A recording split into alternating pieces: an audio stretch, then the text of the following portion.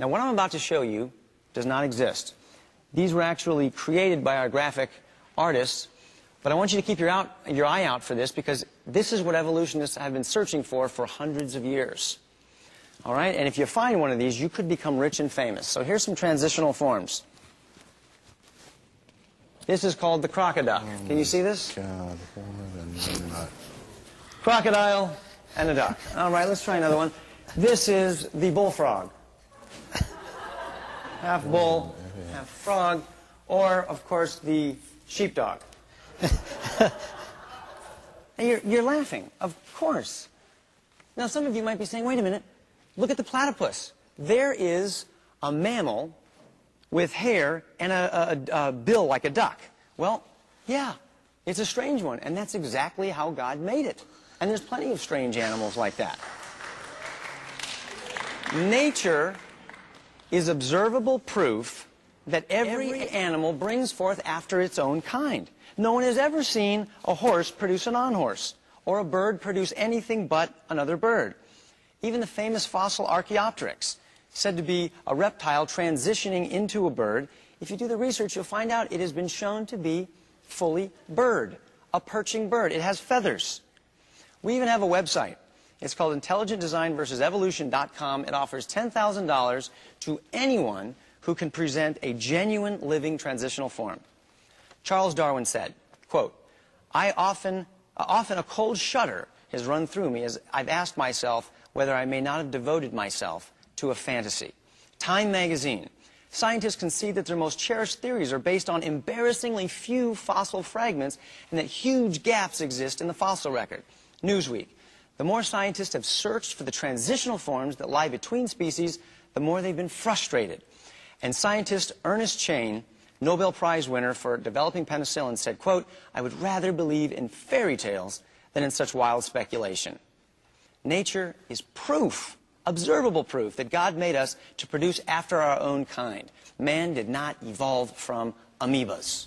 Okay, hold it there, Kurt. Can I ask you to explain the gaps in the fossil record as just rehearsed by Kurt? Yeah, I want to start actually. Well, why don't you answer that question first? Well, the gaps in it's actually too easy to answer. I mean, every single person in here is a transitional form. Every single fossil that has ever been found is a transitional fossil. To say anything otherwise is to show the person to be extremely ignorant about the topic of evolution and science. Let me just put to you, though, the argument that they were putting, which is that there is no evidence. This is what they're asserting. Right. There's no evidence for a transitional creature. But what I'm saying is that every single person alive, every animal that has ever lived is a transitional fossil. What do you mean by that? You can see... But you weren't, when you were born, you weren't transitioning from monkey for the first 5 years to human being for the next 10. Correct. Correct.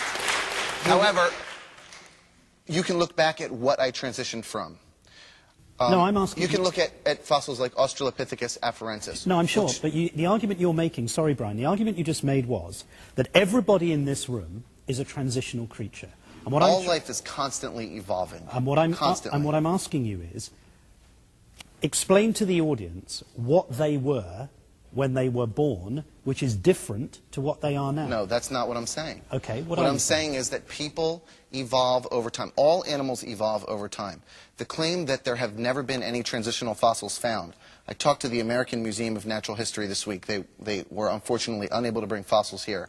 Anybody can go to the exhibit. They have plenty of fossils there to show. Kirk and Ray, I will get you free tickets. I'll pay for the tickets. You need to go and see the exhibits. There are plenty of transitional fossils there. Hundreds and thousands have been found. We put together, I figured you would say this because I know this is your stock, rationalresponders.com/evolution proof. Could you give us one now, a transitional form? Just be specific. Well, you have to go look at them. Australopithecus afarensis. What's the transitional form from what? From a previous other ape-like creature to the, what we have today. There's that Australopithecus afarensis lived about 7 million years ago. There are plenty of transitional fossils in between, because you can date it. How can it be dated? With, what is it? Radiometric dating. And you believe that? Okay, we're not going to get into like we're all believing this on faith. Let me go back for one moment, because you know, you can expose the sort of, you know, and I don't mean offense, Kirk. I really like you when I use the word ignorance, but when you say that evolution says we start with nothing, and that was how you opened your statement, you actually show that you have no understanding of evolution. That's actually the theory of abiogenesis. That's how all things started. Okay, that's how life started on Earth. Evolution happens after we were already here, after life started. You spoke about an example where the chicken head, and then the Smithsonian exposed it as a fraud. That's a good example of how science works. We learn from our mistakes. Yeah, they got tricked. They figured it out. We now change that to accept what was the fact. You talk about microevolution. Until you find out that was maybe wrong, and you have to scrap the theory again and come up with the next one. And it'll happen over and over. You scrap one fossil out of the hundreds of thousands that are available. You spoke about microevolution and how we have that, but not macroevolution. I'd ask you, how can you not walk a mile taking one step at a time?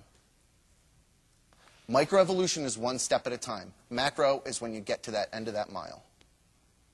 How can you not walk a mile taking one step at a time? Before you do that, okay, that's your response to what they said. Can I just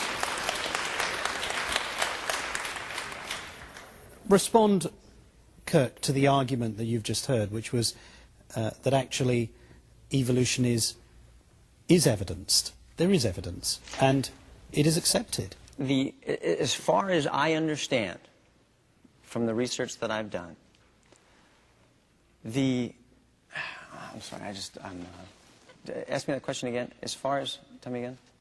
Brian's position was that he heard you say that there are gaps in the fossil record. Yeah. His argument is, if you go to the American Museum of Natural History, there are fossils, and there's evidence. And second, that transition occurs over very large lengths of time. And a mile is accomplished by taking one step at a time. Correct. As far as I understand, any fossil that you find at your museum is a fully formed creature. There is not something in there that is halfway between one animal and halfway between another animal that you can observe to be so. Your assumption is that evolution is true from the outset. That's your presupposition, and therefore you say that you and I are transitional forms. We're constantly changing into the next thing. That's based on your presupposition that evolution is true. But the observable evidence is that you've got animals that are fully formed. You've got adaptation within a species, but you've never seen any animal produce anything other than because that's not how evolution works. You say, that's not how evolution works. Over time it'll turn into something else, but you've never seen it happen. No one's ever seen it happen. And that is called macroevolution. You cannot extrapolate microevolution over time and equal macroevolution. No one's ever seen it demonstrated. Okay. Let me move on. Do you want to have one go? Just briefly, Kelly, because we need to move on because we're... The reason why Kirk isn't seeing the kind of missing link that he wants to see is because mutations must necessarily be small enough to allow for the survival and reproduction of that creature. You're not going to find a half duck, half crocodile, because what would that mate with? That wouldn't be to anything's evolutionary advantage. But even if there were no fossils, no transitional forms, evolution is still soundly supported by biology, by genetic information, by cosmological information. All of the fields of science unanimously agree and support it. So even if there was not a single fossil on this planet, it wouldn't matter. We are all only this year's model of humanity, and we are constantly changing. Okay, hold it. Can you just respond to that? And then we'll move on. Either of you. I already did respond to that just prior to what she said. There was something else that I'd love to bring up before we... I'd like to bring something else up. Imagine you're walking down the beach, and you see in the sand some ripples in the sand, and you conclude, you know, that's really interesting. I bet that the water and the wind made those ripples in the sand. But if you keep walking and you find in the sand etched, "John loves Mary forever," with a heart around it and an arrow through it, you would conclude, Somebody must have written that. Why? Because it contains information. Nature can produce patterns. That happens all the time. But it cannot produce detailed, meaningful information.